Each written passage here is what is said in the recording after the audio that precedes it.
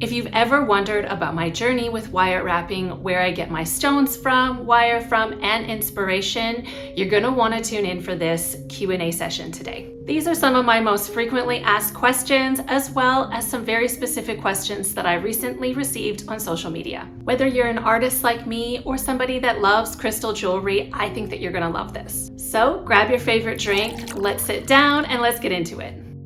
The first question comes from Facebook. It says, how did you get started and who taught you, or are you self-taught? And the answer to that is I actually looked at various YouTube videos on the basics, such as weaving, building a frame, trapping the stone. That I all learned from YouTube, from various channels. And over the years, I just kept on practicing and eventually developed my own style. And that's what you see today. Okay, so the next question came from Instagram. Says, love your video, so well filmed. I have troubles filming correctly my work process. Any insights to share with your fellow artist? This is such a great question. This is something that I struggled with initially too. And I think one of the biggest things that was a game changer for me was filming in the correct lighting. So I know there's a lot of artificial lighting systems out there that you can use, but I tend to prefer, this might be just my preference, I'm sure you could get good videos with artificial lighting, but my particular preference is to use natural light as much as possible. I actually film most of my videos that you see on Facebook and Instagram. I film those right in front of a window so that you have this really nice natural light. So that would be my very first tip, to make sure that your lighting is really good and that it's not casting any weird shadows when you're trying to film. My next tip for filming is to make sure that you're getting multiple different angles of what you're working on. And try to put yourself in the position of the watcher. What would you like to see? Make sure that your clips are not too long. Unfortunately, our attention span is really decreased over the last several years, so people will get bored really quick. And I also think it's really important to be yourself. You don't have to make sure that everything is absolutely perfect in the shot. Keep in mind that your viewer wants to see you and your process. Whatever that looks like to you, just make sure that that's conveyed to your audience. All right, let's get to the next question. Where do you get your stones from? This is one of my most frequently asked questions when I post stones on my Facebook. I get all of my stones from sellers on Etsy. When I do find a good seller, I tend to stick with them for certain stones. I feel like that's a really good place to look because you can see reviews, you can see what others thought of the stones that they got from them, and there's actually a lot of reputable sellers on Etsy. I get messages and comments all the time from people on Facebook and on Instagram who sell stones. I'm not affiliated with anybody on those platforms, and I don't typically buy from them just because I can't see any kind of track record. I like to get my stuff all in one spot on Etsy. It makes it easier to be able to look back on your purchases too if you forgot the price that you paid for something. It just makes it easier when it's all in one spot. Okay, so my next question comes from Facebook. She said, when did you start your spiritual path and why? Hope it's okay I ask.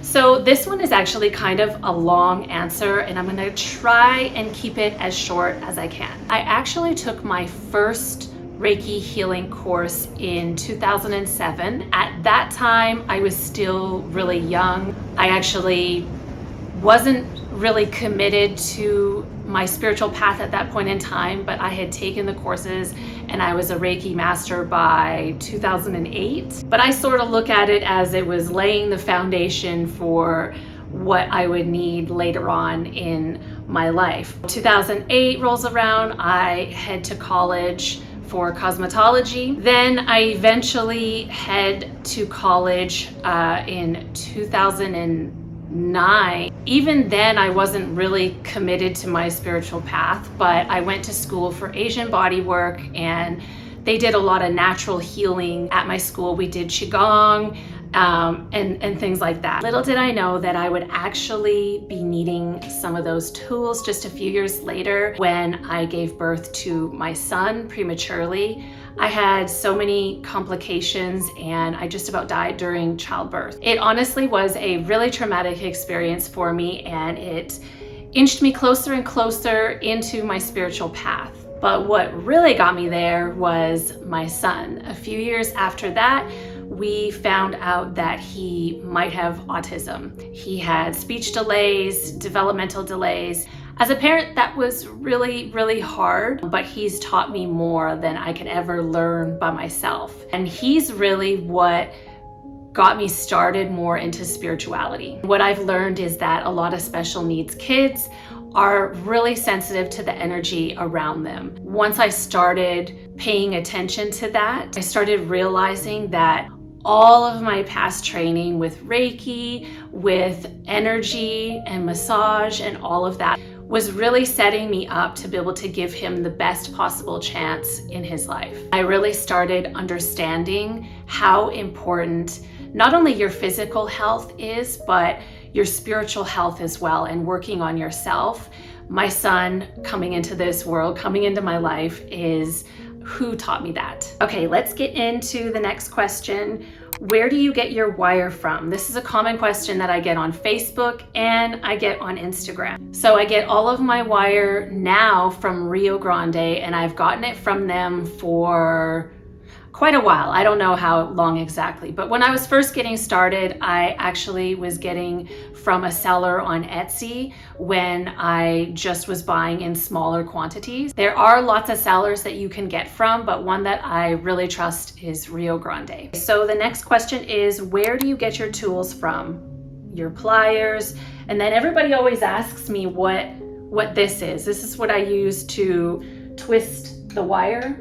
It's called a pin vise, and I have all of my favorite tools linked on my bio site page. I have all of my favorite tools that I use in jewelry making. I also have some of my favorite content creation tools and some of my photography tools. I'm going to leave a link to this page where all my tools are in the description on this video. The next question is do you teach classes or courses? This one I get asked all the time on Facebook, Instagram, and I just got an email last night asking. The short answer is no. Mostly it's because I don't have the capacity to do it at this moment. Last year was a really big growth year for me, and so I'm just trying to get my footing and get everything figured out, but it is something that I am exploring for the future. Next question is from Facebook. Do you play music when you are designing a piece? Sometimes I do. It kind of depends on what I'm feeling for the day. Sometimes I'll listen to podcasts. Sometimes I'll watch a TV show. One of my favorite TV shows to watch is I Love Lucy. And I go through periods where I'll binge watch that while I'm creating. It just brings me so much joy. But I actually do listen to some of the music that I put in my reels. I like that music, and sometimes I'll throw on a playlist when I'm working. It really just depends on what I'm feeling for the day. Sometimes I don't feel like consuming content. Okay, this next question comes from Instagram. Can you explain what gauge number of wire you use, and dead soft or half hard? So this is a question I frequently get too on certain videos. My answer is it depends. So for something like this, which is maybe just, I don't know, it's maybe like a medium size, I would use a 20 gauge square wire with the frame. And I usually use 28 gauge round wire for any weaving on the bail. And sometimes I use half round. So for something like this, I would use 20. I wouldn't use anything less, and I wouldn't use anything more.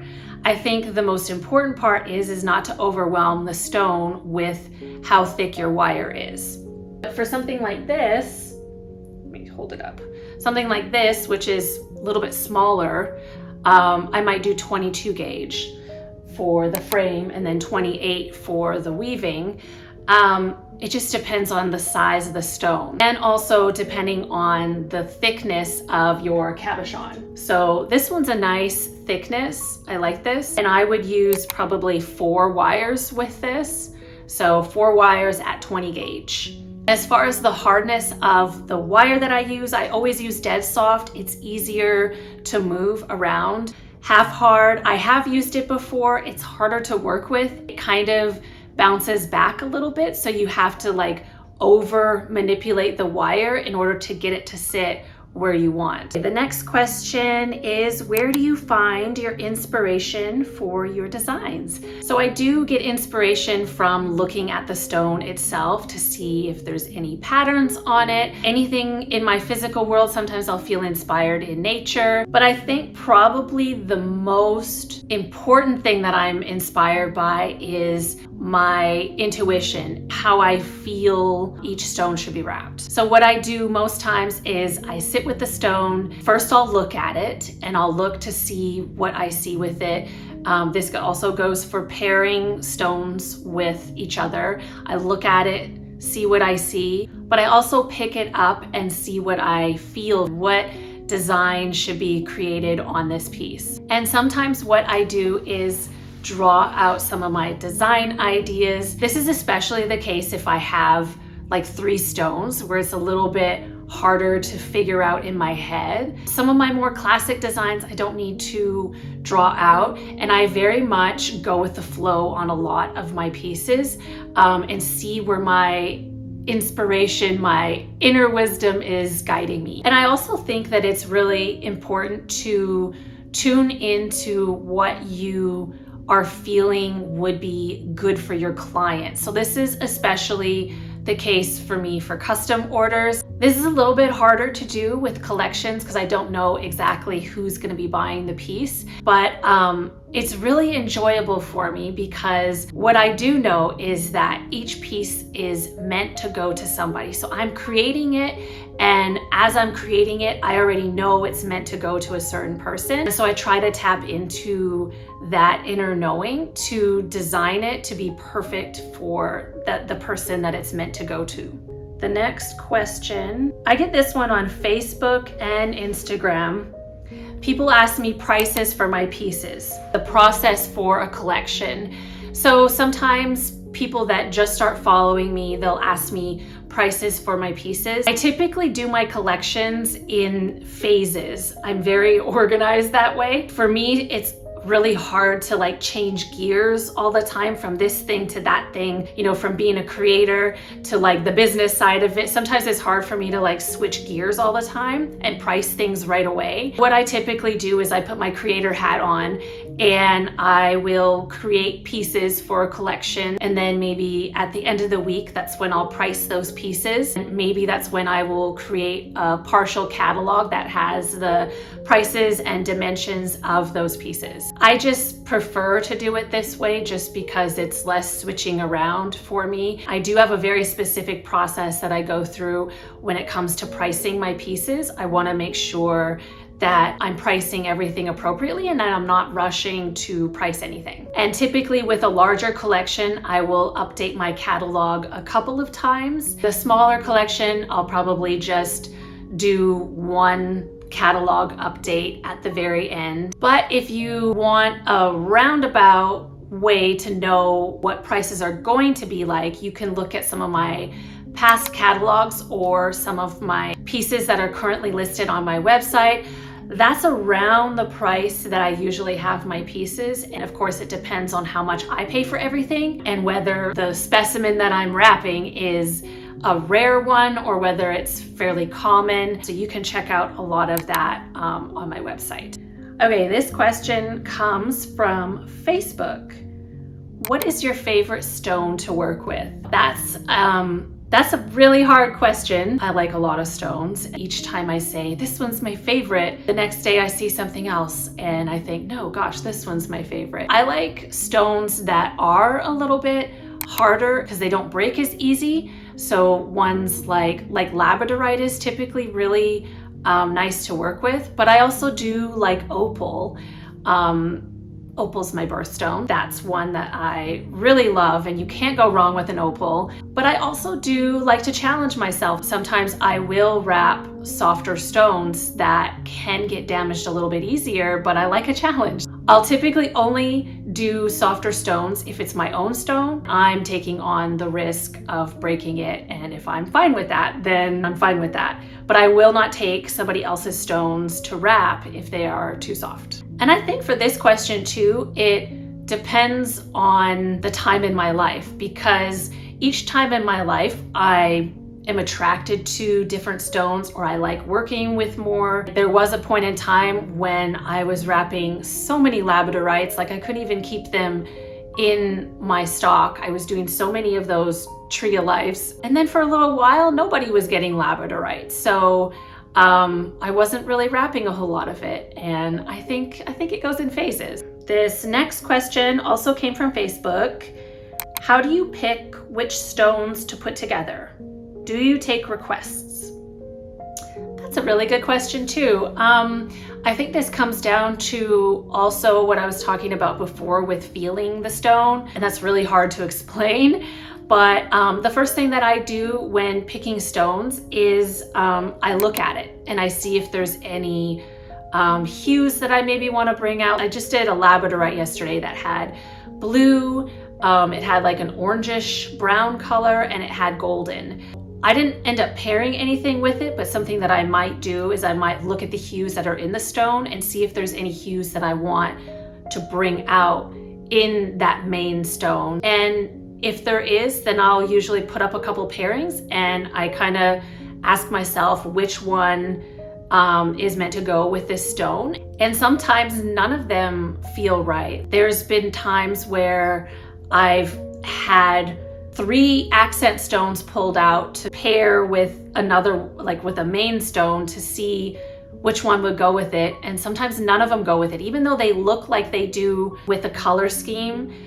Some of them, they just don't feel right to me, so then I don't pair them. So I do a lot of my work based off of my intuition. You can look up crystal pairings online, which ones go energy-wise, but I like to go with my gut feeling. The second part of that question, do you take requests? Sometimes I do take requests via custom order, if that's what you mean as far as making like a custom piece. Then yes, I will make custom pieces according to the stones that you want. I am also always reading comments. So I read comments and take things into consideration. And another question that I get a lot is, how long have you been wire wrapping and how did you get started? So I started wire wrapping about 5-ish years ago. Actually, how I got started was I was in between things. I had just closed my traditional business. I was kind of trying to figure out what I was going to do next. I wasn't looking to wire wrap at all, really, for anything more than something real quick. I wanted to add a wire wrapped crystal to a dream catcher that I was making for my son. And at the time we were dealing with a lot of communication issues with him, and I was starting to instill my belief a lot more in the power of energy and healing and crystals. I just wanted to wrap this crystal. I went on YouTube. I looked at some tutorials. I went and picked up some wire just from Michaels, which I do not advise. That stuff is so hard to work with and it chips easy. It just has a coating on it. It's very hard to work with. My fingers were so sore after. But after that piece I put on the dream catcher, I saw a tree of life that I liked on YouTube. It was a tutorial. I decided to make that for myself, and I ended up posting it on social media, not thinking anything of it. Before I knew it, I had a couple of people that wanted me to make them this tree of life, and actually that was one of my first designs that I really sold. And I know it's pretty common, a lot of people do trees, but that was one of the first ones that I was mostly doing those for a little while. And that one took me my first one took me probably over 6 hours. It was a very long time and my fingers were very sore. I had no idea that it would turn into what it has become today. I'm thankful that I ventured out and wanted to make my son a dream catcher, which took a very long time. So anybody that makes those by hand, they take a very long time. But my hobby that turned into a business has had many ups and downs like anything else. And I've learned a lot. I'm just really thankful and I'm really grateful that I decided to go for it. Thank you so much for joining me for this Q&A session. I hope that you really enjoyed it. If you want to stay connected, don't forget to subscribe to my YouTube channel. Hit that bell notification so you don't miss any of my future videos. All the links mentioned in this video will be in the description box below. Thank you so much for joining me, and I'll see you in my next video. Bye.